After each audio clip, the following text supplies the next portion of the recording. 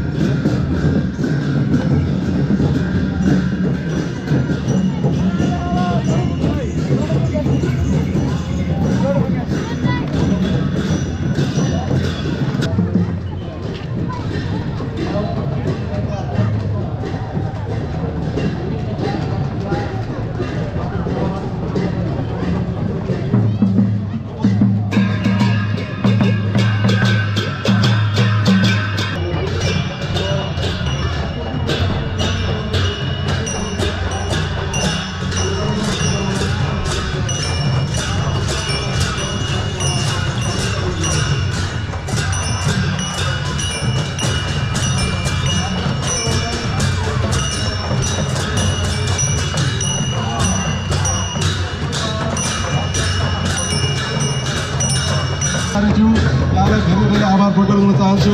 त्यसै गरी नेवा न्यामपुचा काशीका अध्यक्ष विनित जोशीज्यू,